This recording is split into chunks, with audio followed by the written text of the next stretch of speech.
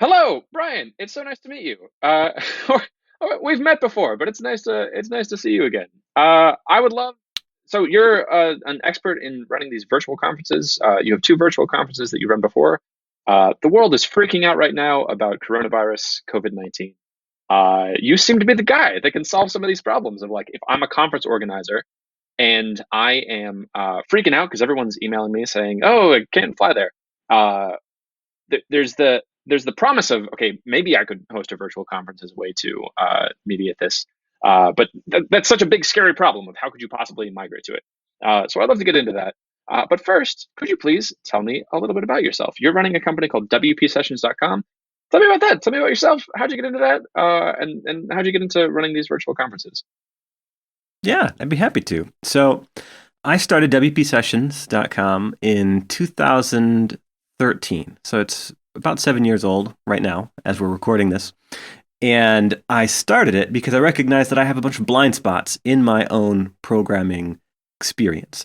I have found that all of us have blind spots who have learned to program because the field is so new and none, whether you've gone like through a proper schooling, university, whatever, or you have sort of self-directed your learning and collected information online, as I did, you're going to miss things because there is no single comprehensive program. What's interesting though is we don't have the same blind spots. Like all of us have different things, and so for me, it was because I didn't understand basic database syntax. I didn't understand database architecture. And I'd been working with WordPress for a bunch of years at the point that I launched this.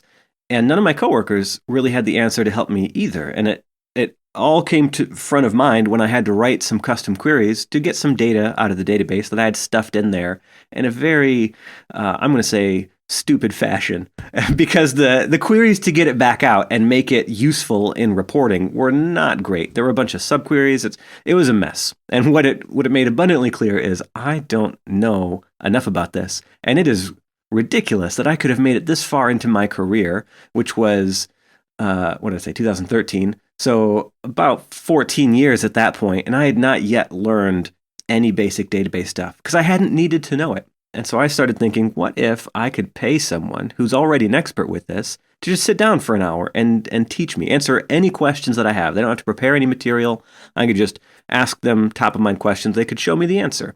You know, whatever their regular consultancy rate is, they get paid. I get smarter. Everybody wins. And I thought my coworkers could benefit from this because they obviously don't know the answers either. So we could all get better. And hang on, maybe I could also make this public. I could sell tickets and we could distribute that cost. Maybe the speaker and I would even make some extra money. That's not a bad idea. And so I put up a landing page. I collected some email addresses. A lot of people were interested in the concept. So I talked to a bunch of speakers and said, would you like to get paid to deliver a presentation on this topic or that topic? And then all of them said, yeah, I'm in. And getting paid sounds like a sweet bonus. When do you want to start? And it took off. It was amazing. So those are the humble beginnings, and it's been running for 7 years since then. Talking to experts who you want to know things about, and then using that as an excuse to publish videos about it. What a great idea! Very, very good. Cool. So you've got this platform now. I love this idea of like any expert that you want to talk to. It becomes so much easier now. Like, of course, if someone wants to talk to me about something that I'm good at, and they want to go through all the work of like turning it into a video and publishing it, and also all the people who may be benefiting from this information can go and see the video. I love it. Everybody wins. What a fantastic Yeah. track forward. Yeah. It was a lot of fun. It took me several years after that to actually then produce the database session that I wanted. That was the impetus for the idea. And by that point, I had figured things out. But I thought for posterity, I should still get this material collected and put on the internet so that other people who haven't yet experienced this need for knowledge could have that need solved once they realize they had that same blind spot. I love it. All because SQL is hard. Is how Yeah. I love it. Turns out it was actually very easy. I just didn't know any of the syntax, literally none of it. And that was not knowing enough about the language to describe what your problem is to learn the right things about the language. surprisingly difficult. Yeah, yeah. That's the hardest part of learning a new thing is like just knowing the terms for how to Google Yeah. things. And then once you get to that point of like, the basic terms of how to say the name of the thing that's broken. Okay, now you can just Google everything that you need. Right. Yeah. You have two virtual conferences that you run now, wordsesh.com and woosesh.com.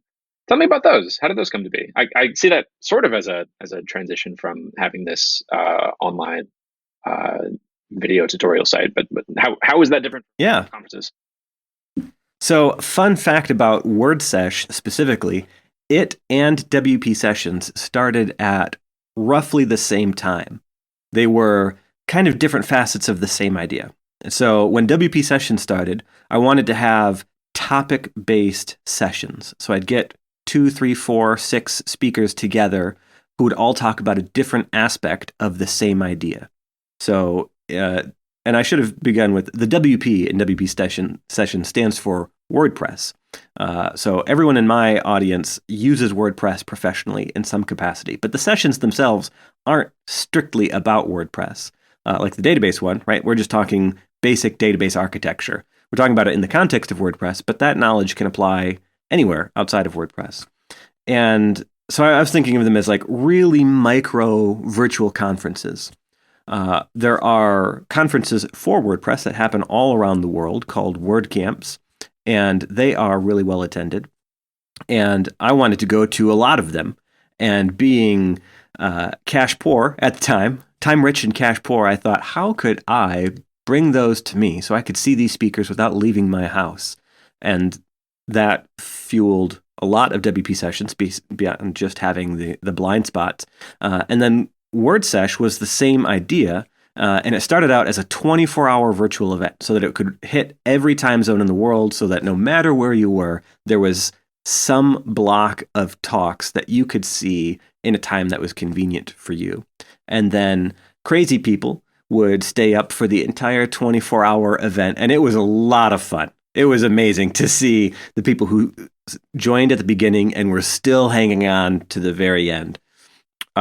And that it ran that way for a few years, and I helped. My friend Scott Bosgard was the one who started it, and then it went away for a while because it obviously takes a lot of time to run an event. Or maybe not obviously. If you've never run an event, you might not realize it takes a lot of time to run an event and coordinate all of that stuff. And I was starting to get the itch a few years ago to put on a virtual conference, and I kept thinking, like, I don't want to get underway with this and then hear, hey, we're getting back on track with WordSesh, because I would rather just point everybody to that. So I emailed Scott and I asked, what are your plans? How can we bring WordSesh back? And after some conversation, he said, I want you to just take it and run with it. And so I did. And as it came back, I made it a 12-hour event instead of a 24-hour event, so it could still hit, a session or two anywhere in the world. And then I made it a bit shorter. So now it's about 10 or 11 hours, but I now have 3 regional events. So WordSesh for the Americas, for Asia Pacific, and Europe, Middle East, and Africa. And that's what I'm experimenting with this year. And it seems to be a smart choice because I still get to hit every time zone in the most spectacular fashion where everybody gets to watch almost the entire conference in their time zone without having to stay up for 24 hours straight, which is, I feel, a win. And then in addition to that, a few years ago, I added WooSesh, which is the same kind of idea, but for WooCommerce professionals. So if you build stores with WooCommerce, whether you know development or not, there is material there for you to either help you build stores better, run them better, or help your clients do the same. And that's the idea. So everybody can join virtually, no matter where you are in the world, so that your physical location is not restrictive in this case. And for the most part, the events have run totally free of cost to attendees, so that there's not even a financial barrier to watch. You just need to make the time, and you can watch the event for free. And then if you miss any part of it, you want to watch it again, all of the videos are recorded and they land back on WP Sessions, where if you're a member, even at $15 a month, you can watch all of them and all of the past events and everything else that gets put on WP Sessions as well. So a lot of value. Yeah. This so Man, running a 24-hour event. I don't know what you were thinking. That's that's so much. Um, I'm curious about the amount of work that this takes from your perspective as a conference organizer. I was talking with a friend about maybe spinning up a little tiny conference. And we went back and forth for a few weeks and ultimately decided that the minutia of like we got to find a place and we got to find an Airbnb and we got to figure out food for all these people was just too much. Which like none of that really has anything to do with the event. I imagine a lot of that is solved by making the event virtual. Now you don't have to deal with a physical space, but there's still some work in like organizing people and organizing speakers. What's like the high level overview? What's your pitch for what it takes to run a virtual conference? How much work is that on your part, and what does that work look like? So I am kind of weird. And to me, it doesn't seem like a lot of work, but it absolutely is. As you said, there's tons of minutia, lots of things that need to happen that don't seem like they're related to the event at all.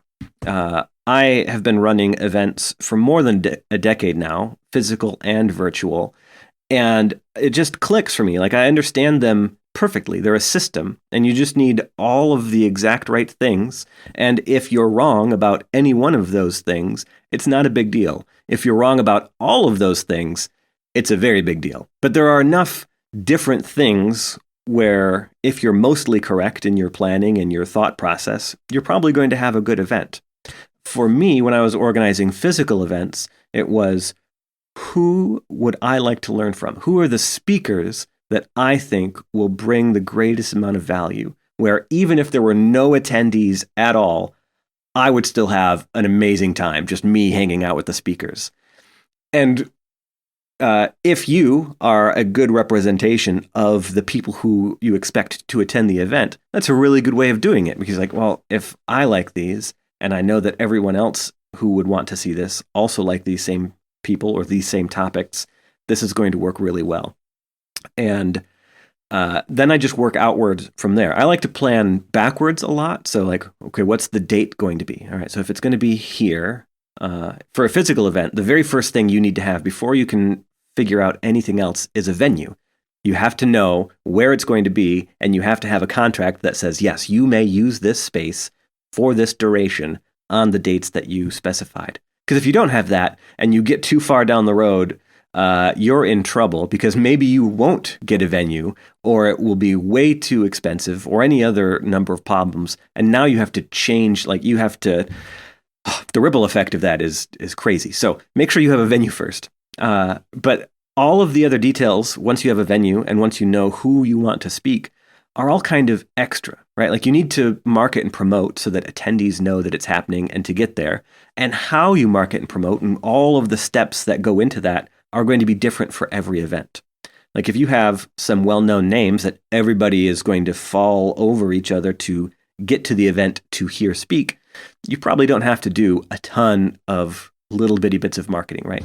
But if you have a relatively new event and you're trying to get the word out as much as possible, you probably need a full content strategy of like, all right, we're going to send out these tweets, we're going to send out these emails, we're going to go to post in these Facebook groups, we're going to find the people who want this event wherever they are, and we are going to tell them everything we can about it while we have their attention so that they come to the event. So there's no shortage of things that you can do to run an event. I like to look at it as what is the bare minimum that I must do. And once I have that figured out, it's all right, what other things can I do to increase the impact of this event? I love the framing of you're fundamentally just doing this for yourself. You're getting together like interesting people that if no one else showed up, like at least you're gonna have a good time. I love Right. now it's now none of it's work. Now it's you're just having fun. That's I've noticed on software projects that I make, if I'm making them for me, I almost don't care about marketing. I almost don't care about like, is anyone else going to use this? Because I'm just enthralled and excited by like, oh, I'm making this thing. Right. It's making my life better. Cool. Lots of things you talked about overlapping with a regular conference, like getting people to come in and do it. I'm curious specifically about like for a virtual conference on the day of the event. if this was a physical event, you've got to like be emceeing it, and you've got to be making sure that people are going to the right places, and like the bathroom broke, and you got to figure out how to fix the bathroom and talk to the event organizer. Uh, on the It's a real problem that happens at physical events.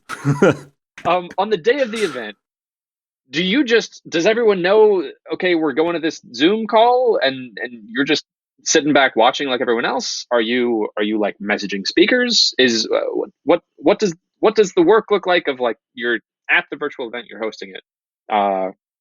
Is that just now an automated process? Is that super easy, or is there a lot of hidden work behind that uh, that isn't appreciated?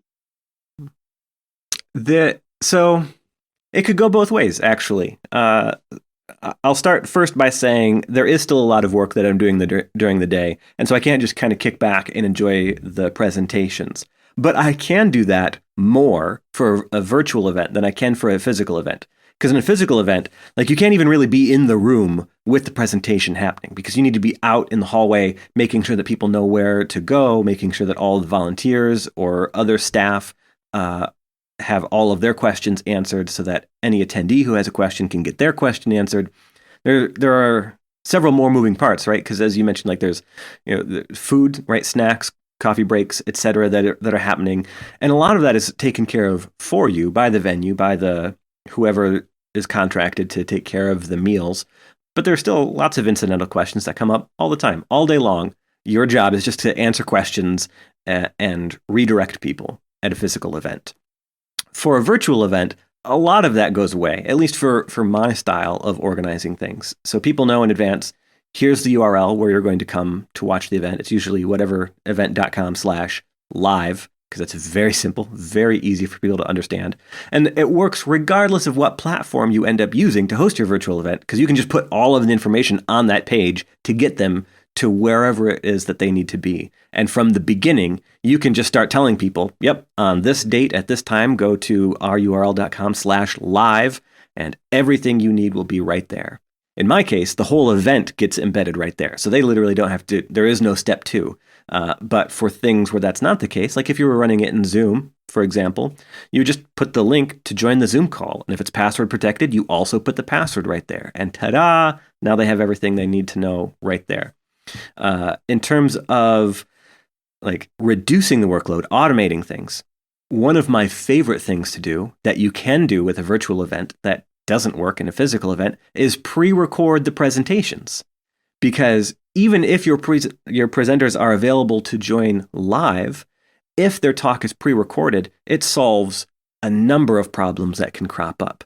Right? You don't need to worry about any technical issues that could crop up on their end for AV problems, internet connectivity issues, their computer crashing, your computer crashing. Their talk is now a fixed length. You know exactly how long it is, so you don't have to worry about impacts to your schedule if it runs long or runs short. You can just all of that ahead of time, and it's beautiful. And so then when I've worked with presenters to pre-record their material, I don't have to pay as vigilant attention to what's happening. I can focus my attention more fully on the chat and the audience and anything else, coordinating with the next speaker about when they're going to come online. All of that becomes a lot easier. And you can also schedule those so that the recording begins at the scheduled time. And that's amazing. So I can know, right? Like, all 8 talks for today are going to begin at the top of each hour when they were meant to begin. And the rest of the time, I'm just making sure, did they start? Yep, okay, everything's good. The audience is here. We're getting these questions answered. And then you compare that still with live Q&A. So the presenter can come on and answer audience questions after the recording is done. And it takes all of the stress away from them as well of like, all right, I got to make sure that I keep this tight, that I get everything perfect, that I say everything that I want to say, that I don't say anything that I shouldn't say, that my demo doesn't break.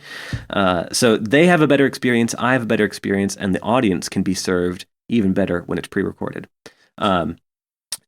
Yeah. That sounds. So you still have to pay attention, but it is so much easier, man. So much. I feel like I could do that right now. I could get together a couple of speakers and have them pre-record stuff, and man, I love that too, because if the talk is pre-recorded, you can go through iterations of it then. and you could say like, here's what I'm thinking, and is this is like draft number one, and Yep. In fact, I do that with my speakers. Wherever possible, I like to rehearse with them. So 2 and 3 weeks ahead of the actual event, I work with them to schedule some time to practice their talk. And I'm very clear because I'm a presenter myself. I don't expect this to be your final presentation. You might not even have your first slides done. I understand that reality. But this is still a great opportunity for us to talk through the idea and the ordering of what you want to talk about, because maybe you're going to say something that will help the talk coming after you. Or I might know that whoever's presenting before you is going to set you up perfectly to pick up in your material from this point and continue onward. So, given the example of, say, creating sites with Gatsby, someone might talk about like the basics of here's how we install Gatsby and generate a static site for the first time. And then the person who picks up after that could be talking about more advanced stuff. Let's get responsive images put in there. Let's get all of your SEO meta tags put in there and this stuff. And they don't have to spend even a minute on what is Gatsby and how do we start it slide. They can just say, all right, thank you so-and-so for getting us set up now, and then just dive right into the next set of material. And it works out beautifully. That's so much more polished. This solves a problem that I've been thinking about too with talks of the audience of the information in a talk can be so much bigger than just the people who happen to be there for a physical event in the room while it's going on. There was a talk that I gave, I think 10 years ago now, on why people should learn how to program. And it went over well at the live event. Like there were a couple hundred people there, and afterwards they were like, oh, that was great. You inspired me. That was cool. And it was 10 years ago. And I think now the video has like 500,000 views the last time I talked. And imagining 500,000 people in that audience when I was giving a talk, that's nuts. That's so much more than the number of people who were in there in the room. And I was tailoring the talk. I was putting all of the work into that small segment of people in the room. And I think if I had been more rational about it, I would have been thinking much more about who is the bigger audience who's going to be seeing this talk, and how can I be gearing it more towards them? And for that, like pre-recording a video and fitting the medium of how most people are going to be consuming this content, I think fits much better. It just makes more logical sense. The model of like a person standing on a stage talking to a room full of people is kind of romantic. It's like the classic orator. And it's a lot of fun to have people listening to what you're saying live. And it feels antiquated. It feels like that's a thing that doesn't make sense in a world where you can simulcast and broadcast, and everyone has a professional camera in their pocket that they can be putting together better content on. I'm loving this. I think you're in the future. This is great. Well, thank you. So we're recording this in early March 2020. The world is currently freaking out about coronavirus. There are a lot of conference organizers who may be watching this now who have a conference that is in person. They're getting a bunch of emails from attendees and things, freaking out. Thinking at this moment, I'm sure, wow, this is great for you that you figured out how to host these virtual events and did this from the beginning. But I'm in a totally different position because I have this physical event. I have the place booked, and I have a bunch of attendees who booked plane tickets, and I have a bunch of speakers who are canceling on me now because they don't want to be flying down to the physical place where it is. Just in the news, South by Southwest, this huge conference, I think of, I don't know the exact number. A lot of people are about 100,000. Is it 100,000? Oh my God, that's South by Southwest attracts approximately 100,000 people. Insane. So yeah, they canceled that event. This is clearly a big deal. What would you say to a conference organizer right now who's seeing these huge conferences get canceled? Who's freaking out? Is there hope? What do I do? Yeah. So first, being mindful of the broader audience to this, to your comment just a moment ago of, you were speaking initially to a group of a couple hundred, and now you ended up with a group of about 500,000. If you are not a conference organizer caught in the throes of COVID-19 and what do I do, there's still going to be stuff here for you. So don't tune out. Keep paying attention. And if you are currently in the throes of what do I do, how should I handle my event? in terms of like immediacy of thought, there are a lot of things that I think through at every stage of planning event of like, what if it all stopped now? And someone tweeted recently that I saw that I think you shared with me was, I think, Johnny Tong. And he said, what would be your decision if everything is refundable and there's zero financial impact? I share that sentiment. I think about that often. Seth Godin wrote a blog post years ago that was ignore sunk costs. Every dollar that you've spent to this point is gone and you're not getting it back. Don't waste your time agonizing over like, well, I got to stick with it because it cost that much at that point in time. Like think about future costs. And in this case, don't worry so much for your initial decision about the cost at all. Like factor out what it costs to you and to everyone else. And just think about what is the correct decision here. What would be the best decision no matter what? And if the correct decision is, well, we need to cancel this event, then start working through like what are all of the ramifications of doing that? Who is impacted? Like the ripple effects of this decision. I try to teach my kids and remind them often that their choices and their actions have consequences, and those consequences affect more than just them. And there's this concentric circle of me, my family, my close friends, my neighborhood, and it just keeps going out from there. In the case of event organizing, that's right, the sponsors, the speakers, the attendees, the different contractors that are working for the event, all of the different vendors, the venue, right? There are lots of people. In the case of South by Southwest, the entire city of Austin is impacted because they get tons of tax revenue from this event every March because there are just so many people coming in, right? All that money flooding the local businesses, the restaurants, the different housing options, right? From hotels to Airbnb, all kinds of money coming in. And the entire city is impacted. The police force, right? Helping control traffic, because when you get 100,000 people into a city over, I forget the full timeline, but it's a couple of weeks. Right? It's not like everybody hitting the city in the same day for the exact same duration. It's a couple people come early and leave early. Some people come late and stay late. Some are for the whole deal. So your decision impacts a ton of people, right? You're probably not operating at South by Southwest scale if you're listening to this. You might have an event that has a few hundred attendees or even a dozen attendees, and your decision is going to impact them or even a few thousand. And so thinking through like, how much is this going to cost them if I cancel? How much is it going to cost me if I cancel?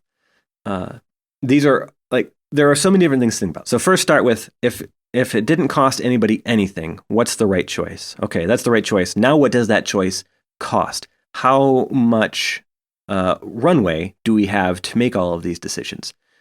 Obviously, acting sooner gives you the most amount of runway for you to think through all of the different stuff. And so I just start working through each group or each problem area. And so thinking about finances, I start thinking through like, what are all the contracts that I've established? What are the hard costs of cutting those contracts? Do I get any money back, or is all of that money gone? And then that feeds into the budget. How much of the money is still available? If no money, well, figure out how much more you would need to plan something else. So in this context, thinking through like, what if we moved it online? Going from a physical event to a virtual event is not a cost neutral change. It may end up costing you more because you're still running an event. You're running an entire event. The venue just happens to be people's computers instead of whatever physical venue you picked. And so now you're solving two problems. You're working through, how do I spin down and cancel this event and make sure that no attendees show up and that none of the sponsors ship anything? And if they did ship anything, how do I get it shipped back to them? And all of those things, plus making sure that everybody comes to the virtual version of this event. And so I guess, thinking through each of the things, right? For finances, for your budget, for planning, for speakers, for attendees, I have bullets that we could drill into for any one of these and just keep getting deeper and deeper of like, how do we solve this problem? And how do we do this?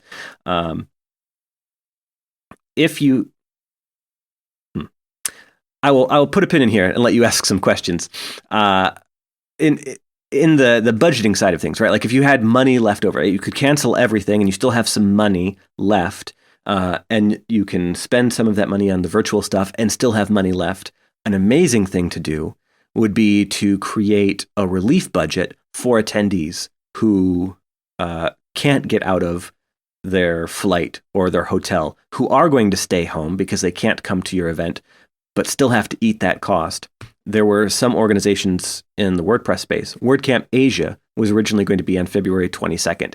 That was canceled in advance. And a few of the sponsors banded together and said, we would like to put some of our money towards paying for any attendee costs that can't be refunded. They pulled together something in the ballpark of $20,000 or $30,000, I think, and they helped a few hundred people, I believe, who submitted receipts, proved that they were going to spend this money, and then they said, all right, we have now paid for that, and your cost is zero. It's an amazing lifeline to pass out to your speakers and people who would be coming to your event who can't.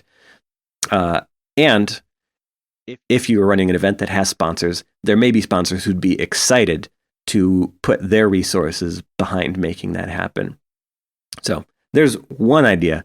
Also, if I'm an attendee and I found out like, oh, WP Engine just paid for your flight that you can't cancel. Oh my gosh, amazing! That's so much better. Amazing. Swag bag or something. I was surprised. Yeah.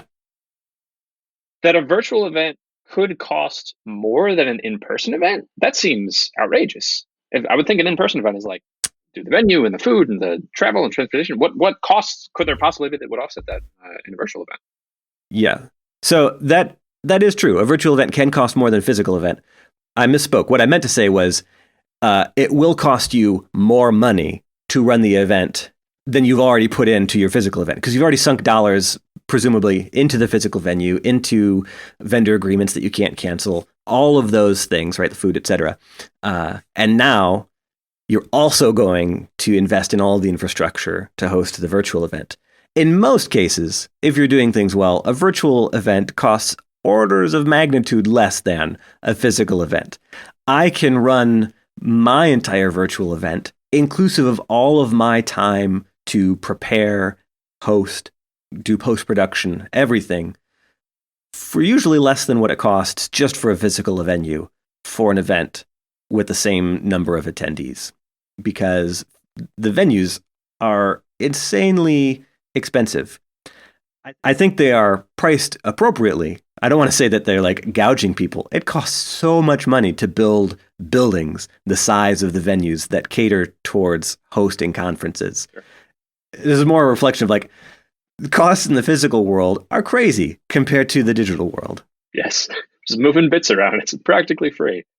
For someone who currently has a in-person event and has gone through this process of like, okay, what if money wasn't an option? I've been able to neutralize the sunk cost fallacy.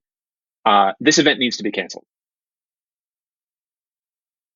Is transitioning the event to a virtual event feasible to do in a short time period? Or is it better to just focus on let's spin everything down? Is there hope for someone who has the in-person event to still maintain the conference, to still have something? Yes. And I would say, based on experience, that you could transition from a physical event to a virtual event in as little as 1 week. A week? Hopefully, you have much more time than a single week, but you could compress so much stuff into the span of a week if you're working with someone who already knows the ropes. Oh. Like me. Even if you weren't working with me, though, I would like to say that this is possible using tools like Zoom and Slack or Discord and whatever website you already have. You can put together the stuff with the team that's already running things, presumably inside of a week. Now, hopefully you're working out further in advance than that, right? You've got a month or two and you're like, I don't think this is going to be a good idea. Based on what we're seeing and how the trends are going, we should probably start letting the world know that we're going to cancel now, or that we're on notice. We're planning to move forward, but we are also putting in place a contingency plan in the event that we cancel so people can still enjoy this event. Letting people know as early as possible is the most important thing, because the biggest killer to event organizers is uncertainty, because uncertainty leads to indecision, which leads to inaction, which leads to people making assumptions and choosing their own path. Let's go a little bit into that. You mentioned that this is just an infinite list that you can drill down with all the different factors to consider in the checklist. For someone who maybe is looking at this financially, is a little bit on the fence about if maybe canceling this conference entirely would bankrupt the conference and it would never be able to be put on again. So they're looking for a lifeline of, okay, if we cancel, we would need to replace it with something. So they're looking now with this virtual conferences. It might be the saving grace of that they can still save the events and still not have the in-person event, so they're not infecting everyone with coronavirus. Could you talk me through just some high-level bullet points for? I'm thinking the parties here who you need to be thinking about are like the attendees, which you touched a little bit about. It's important to give them very advanced notice. Sponsors, because you have to like make this very hard sales pitch of, okay, well, your sponsorship is still going to be valuable if the event transitions to being a virtual event. And then speakers, I guess, would be the third category of people. Of how do you manage those? What are the high level factors that you would have to consider when making this pitch to those three parties? Yeah. So let's talk through speakers first, because without speakers, there is no stage presence. There's nothing that attendees are learning about. And that is a pretty important part of a conference. There's this big asterisk where a lot of people say, like, I just go for the hallway track, which is to say, I just go to talk to other people. I don't even care about the sessions. There's a whole thread of things that we could talk about for that. That is, in fact, one of the most valuable reasons for conferences to exist, is to connect people who would otherwise not be connected. And it is a tremendous creator of value. Factoring that out for a moment, the most important part, the biggest part of your promotional reason for existing as a conference are the speakers and the things that they're talking about. Presumably you did a lot of work and you curated a very good list of speakers who are delivering useful information that people genuinely want to hear. So let's talk to them first and begin outreach and let them know that you'd like to capture and distribute their presentations to a virtual audience. And you can work with them to take care of all of that, whether they're pre-recording, which I love and recommend, or delivering live, which is also valuable. Explaining things like, how are you going to moderate the room? Can they focus just on their presentation? Yes, they can. They should, in fact. They should not even believe that the chat room exists or that there's anybody there. Focus solely on what they're delivering while you manage the room. And then when they're done presenting, you or whoever is emceeing and introducing and running the event can ask them the questions from the room verbally to be captured on video as part of the recording that gets distributed to everybody.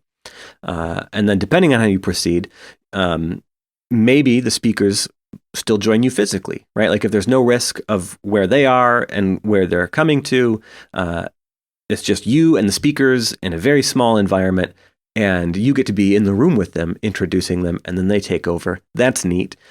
More likely, they are presenting from their remote location. You're coordinating from your remote location, and the whole thing is distributed. And then you have decisions further to make from there. Do I trust them to use their own equipment? Do we produce some AV kits that we mail around to all of the speakers so that they all have the same camera, they all have the same microphone? There's a lot of ways you could do that. I do not send any AV kits around. I work with my speakers to make the most of what they have. And that works out really well, because even with a crummy webcam and a built-in microphone, which is exactly what I'm using. No, I'm kidding. I have really high-end stuff. But you can still get a really high-end experience with base level stuff if you treat your environment accordingly. So first, we figure out the speakers. We figure out who will still join us, who's okay delivering their stuff virtually. Because honestly, not every talk adapts itself to a virtual audience very well. Some speakers feed off the room, whether or not they have any interactive material in their talk. There's just this dynamic of presenting to a live audience that you don't get when you're talking to your computer screen. And they'll say, I can't deliver this virtually. And so you may have to edit and refine your schedule.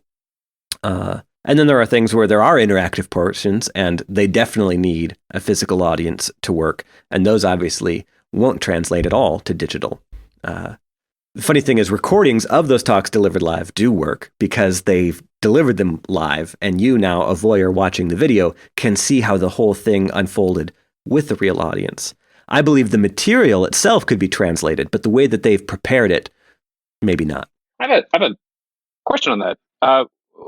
Is there, if I'm a speaker and I wanted to get some basic interactivity of like, what's a good example? I saw a show recently in Dallas talking about, it's called The Newsroom, and it's talking about the difficult job in journalism of picking a truth to be telling.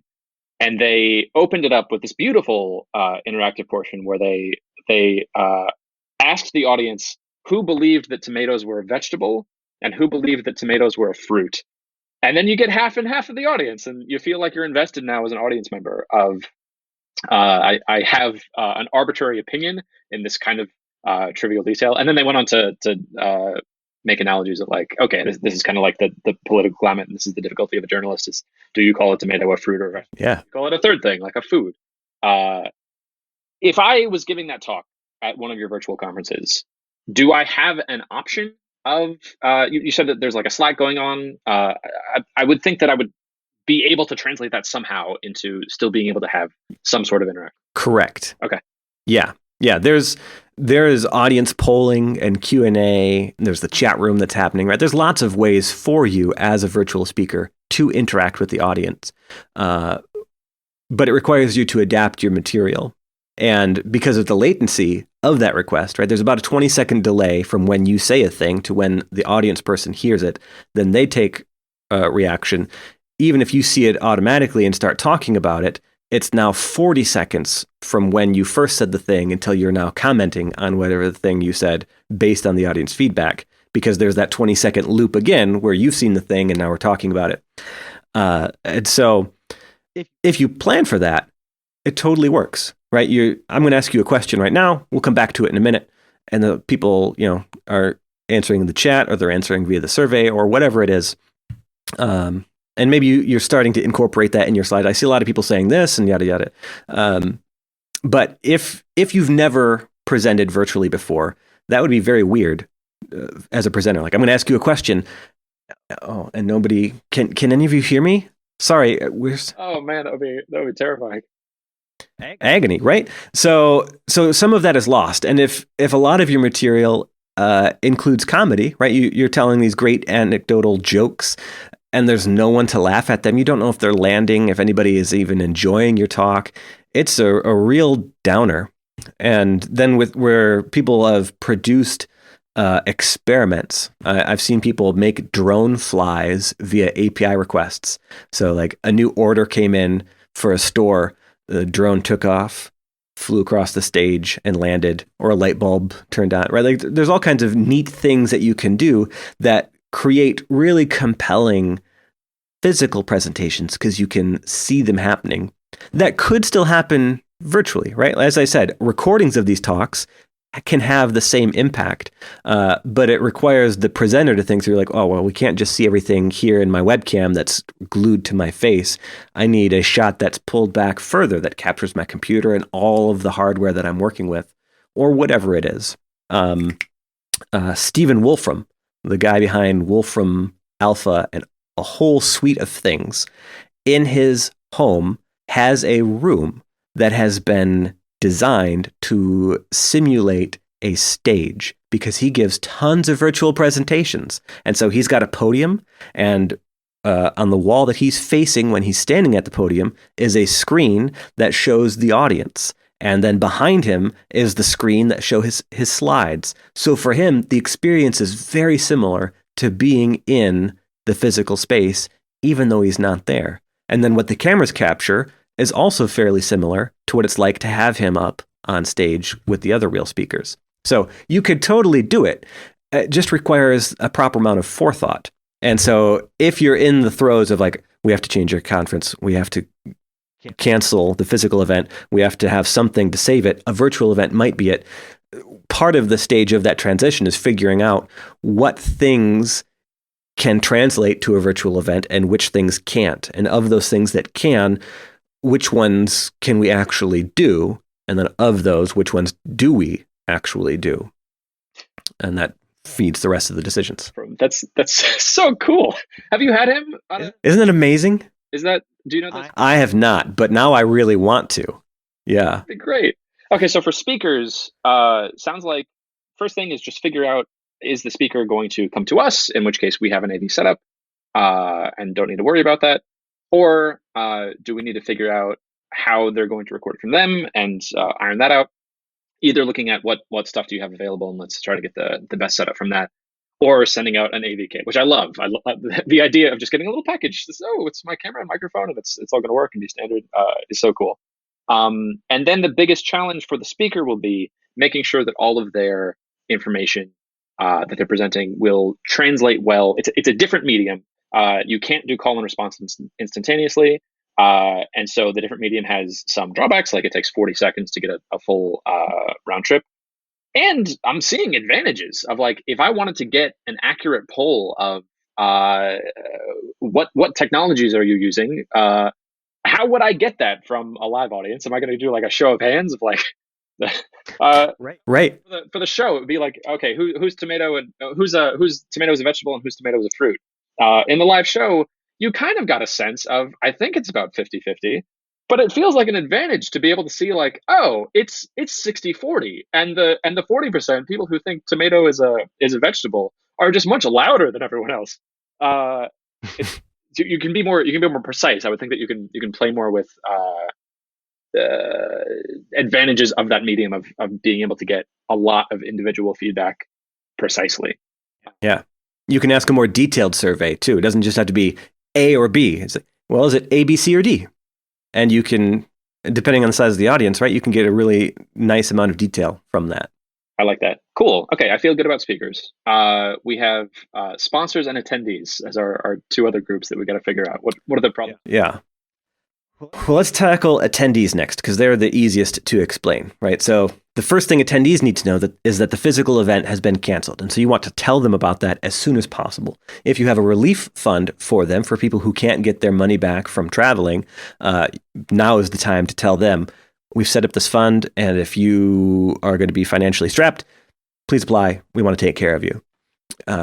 But regardless of that, contacting them early gives them a maximum amount of time for them to change plans. You can't contact them with all of the details first, because you have to know who's speaking and how's that working and everything else.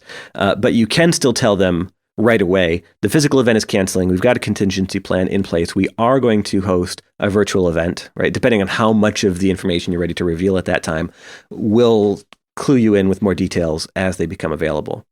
If you've got the relief fund in place, you probably want a team of the people who are already helping just to focus on handling that, right? A couple of people handling the emails, checking all of the stuff, making sure everything goes out so that everyone else can focus on the rest of the stuff. And if you do that soon enough, they're probably not going to be upset like, oh no, the event is canceled. They'll go, oh, cool. I still get to join the chat and meet some of these people, and I still get to hear these talks that I wanted to hear. And ideally, you've thought through some of the stuff to somewhat simulate the hallway track. I'm going to tell you up front that it is not the same. There are so many hurdles over talking to people virtually versus in person that make it almost impossible to have a hallway track for a virtual event. I know from having tried this for several years now. I'm not saying that it's completely impossible, because there are different tools in place, and if you plan accordingly, you can still simulate a lot of things. Two of the best things about a physical event are the serendipity of, I don't know who I should be talking to, and just running into the correct group of people and being able to assimilate. And then the other is the ability to freely move around from one conversation to another. It's very easy to do in a physical event. You just move your person to a different space, and you have now left one conversation and joined another. In a virtual event, let's say in Slack, for example, it's fairly ubiquitous. You are joining and leaving channels, you're direct messaging people, maybe you're creating a group to direct message, but that falls apart because if someone wants to leave the group, they're just muting it, essentially. If you want to add someone to it, it's now a completely new chat, or you're creating channels, and there's just all kinds of channels, and it's hard to find people serendipitously. And there's also a higher bandwidth speaking to people in person than there is digitally. Because in person, you've got your voice, you've got all of the nonverbal communication that can go on, that people can observe from you. And then if we're in chat, all they have is the written word, which can't convey nearly the same amount of stuff, and certainly not at the same speed. Because in a conversation, you know that if I've paused, it's now an opportune moment for you to speak, or to nod in agreement or whatever, and then let the person continue. In a digital setting, it's hard. Even digitally, when we're talking on camera, there's a bit of problem with the latency where, is this a pause for me to interject, or is this a pause because of just the way the internet's working?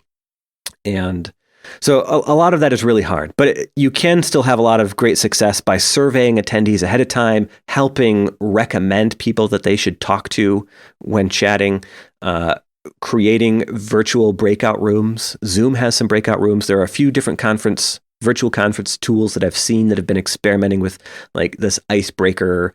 Let's get as many different people to connect as we can. And it's hard.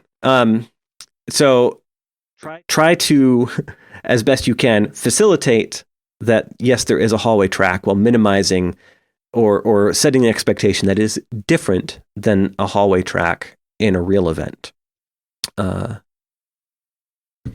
there you go. There's attendees. Let them know that the physical event is canceled, that their virtual event is happening, and then feed them as much of the information as you can in as concise batches as you can, so you also don't overwhelm them. Huh. Well, that sounds relatively straightforward. Tell them it was canceled early on. Send them to the URL, your conference name /live. That's where it'll be. And then shift expectations for what the hallway track's going to look like. I'm curious now about like VR. I feel like when VR becomes more ubiquitous, that's going to change the fidelity of what you can do in a virtual event. Like there's the VR chat app, I think it's called. You can show up and have your avatar there, and it's very much like a physical space if you're serendipitously bumping it. Yeah. I've thought about that. There is an event that I saw, I can't remember which one it was, that took place entirely in a virtual setting, sort of like Second Life or World of Warcraft. But instead of like going on a campaign, you are going to a conference, and there are conference rooms and sponsor booths, and in a lot of ways, 3D games have figured this out, right? Like as you get closer to things, they get louder, and so you can just have people mic'd and listening to things as they move around, and they're just freely joining conversations in the same place. And for people who don't like VR, right, like you can still control this avatar on a flat screen without putting goggles on, and it's not such a weird thing. I haven't experimented with that personally, but I am interested to see, like, does this improve the hallway track aesthetic? Is it a distraction? I wonder. I would love to run experiments on that and find out, like, is this a good idea, or are we better off just having chat and video? I'd be so excited. I don't know. Riot of like what a virtual. Same, yeah. That'd be great. But that's the future. We're dealing with coronavirus right now. We got to figure this out. No, we're not going to do this in a week. Cool. So we talked about speakers. We talked about attendees. How do you handle sponsors? What do they need to know? I would think that the biggest problem would be that sponsors would want to pull out because they don't see a virtual event as being as valuable as an in-person event would be. What would you have to say to that? What are the factors that you're considering? You are correct. So I saved talking about sponsors to the end because they are the most complex part of the whole process. And also, arguably, the most important part because running events costs a lot of money. Anyone who's listening to this who is not an event organizer might not be aware that you could bankrupt yourself running an event. Most events don't make money and are break even, which is a success in year 1 and year 2. And then maybe they start making money later on. I don't like those odds, which is why I went straight to virtual for my own stuff, because I knew that I could do better than break even and turn a profit right away. I do believe that if you are careful, you can also do that for a physical event. It's just a matter of figuring out what things cost and then setting the price to be more than that cost to bake in not only profit, but also in case things go wrong, you've got wiggle room. And the best advice I ever got for that, as an aside, came from a photographer who was teaching a course. And he said, always charge enough so that if you had to do this job twice, you could do it and still make money. And he was talking from his experience working with film, where there's a very high probability that your entire roll of film could be ruined. And you literally do have to go and do the job a second time. And so I've applied that to all kinds of things. And I think through pricing, not just like, what does it cost me to do this and how much time is it going to take? But like, how much does it cost and how much time will it take when everything goes wrong and I still have to do it because I'm on the hook for getting this thing done? So I believe you can host a physical event and turn a profit even in year 1, but it's very difficult. And there are tons of examples to disprove this theory. So ergo, sponsors are the most critical part to making all of this work because they shoulder the greatest amount of cost. WordCamp US, as an example here, brings in close to $1 million in sponsor revenue by my estimations. It's about $750,000 to $800,000. So I guess $750,000. I'm rounding up by a generous sum there. Even if we round down, conservatively say it's a lot of money. Let's say it's $500,000 of sponsor revenue. The cost for attendees is about $40 a ticket. With 1,000 attendees, that's $40,000. That is a tiny fraction of the money that it takes to run this event compared to the $500,000 and beyond that sponsors are contributing. Because physical events cost so much money. Just the venue alone costs so much money because the space Anyway, sponsors are critical, and therefore you need to work very carefully with them to demonstrate that the value still exists for a virtual event. I, as a person who runs only virtual events, come at this from the angle that you might have a better value here than going to a physical event because the cost of sponsoring my event is entirely represented in the cost to be a sponsor. Whereas at a physical event, you have that cost plus the cost of a booth, which you may be renting from the venue at a certain rate or bringing yourself at a certain rate, plus all of the stuff to decorate your booth, plus all of the swag that you're going to pass out through your booth, plus all of the people who are going to run the booth, not just their salary to be there during the event, but also their flights, their hotel, their meals, any meals that you're hosting, which is an obviously good idea. If you already have all of the people and resources there, you should be gathering people from the event and treating them to dinner so you can get to know them better, so you can solve their problems better, and they become a customer, and so on. There is a lot of value to a physical event like that, which doesn't exist in a virtual event. But there's also a lot of problems with how many of these attendees are actually going to come to our booth. Of those, how many are actually going to have a conversation with us? Of those, how many are actually going to give us their email address? Of those, how many are actually going to make a purchase decision to use our product? And so you start out with an event of multiple thousand people. You whittle it down to 1,000 people, to 500, to 250, to 100, to 50 people out of a few thousand who might actually make purchase decisions for a total investment of, say, 50, 60, $100,000 by the time you're done, depending on which sponsorship tier you get and all of the other things that go into being there for the event and making the most of it. Whereas for a virtual event, all of those physical costs are gone.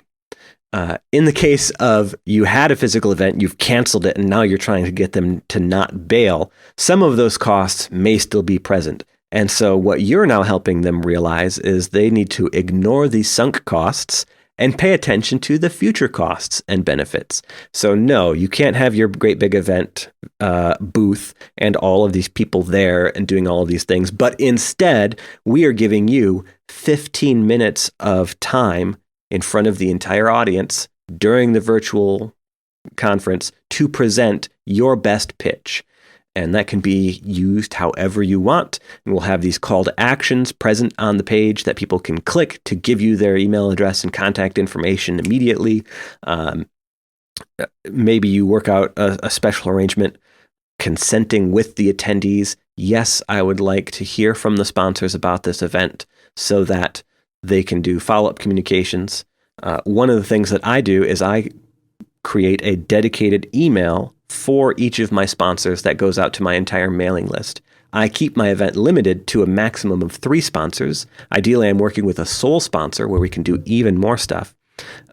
And those dedicated emails that's just about the sponsor and how great they are and why it's worth the attendees' time to read that email, plus the 15 minutes on screen once or twice during the event, plus that call to action that's available through the whole event, they can theoretically see a better return in terms of audience engagement and response than they would have gotten just from having a booth in a physical event where they're trying to get people to stop and talk to them.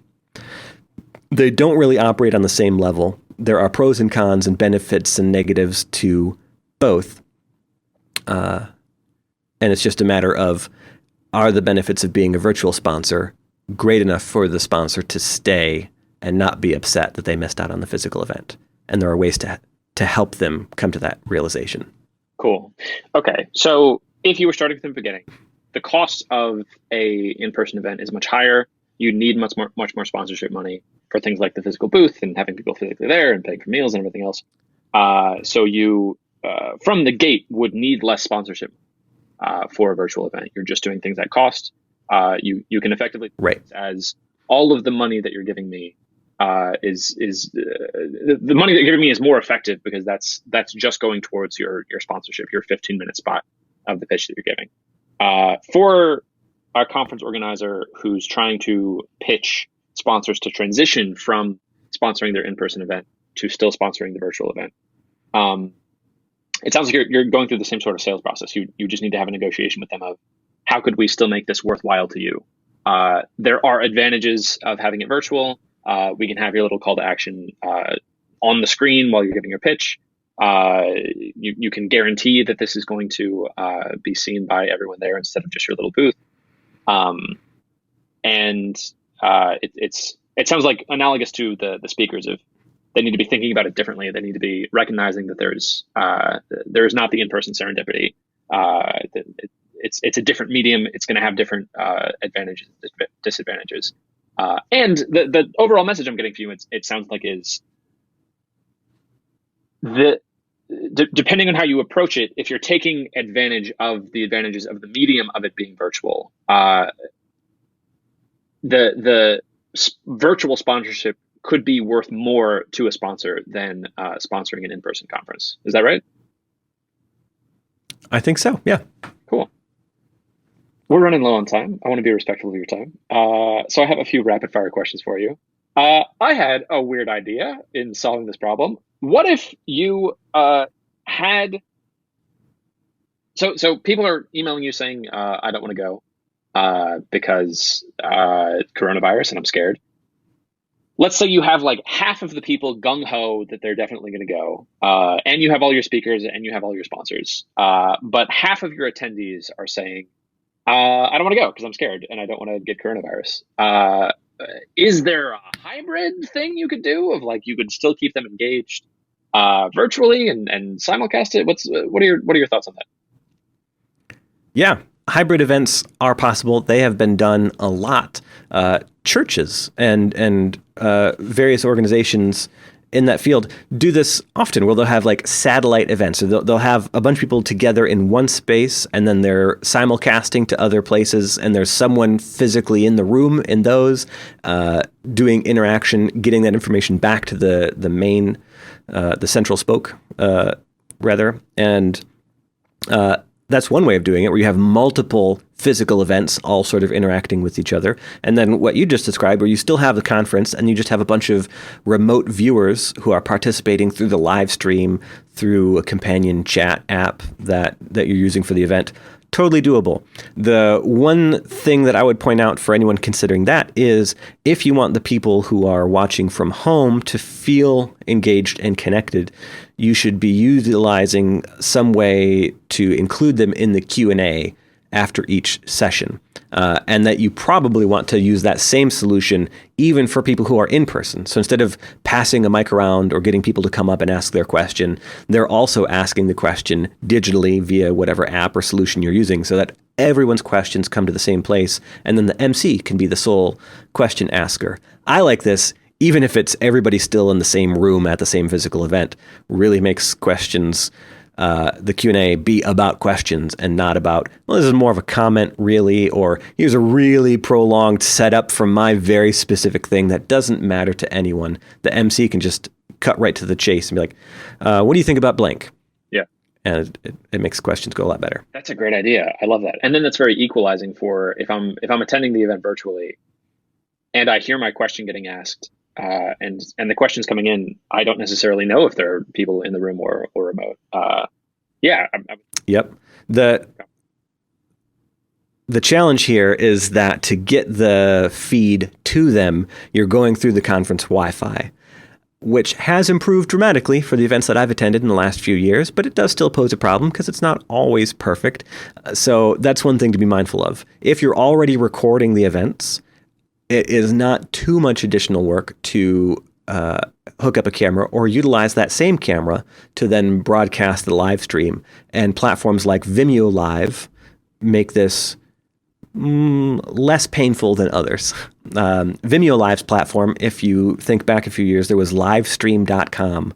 That's now Vimeo Live. Vimeo bought Livestream, brought in all of their stuff to make their own live platform work. And they have a lot of tooling specifically to help broadcast a physical event to a virtual audience. Love it.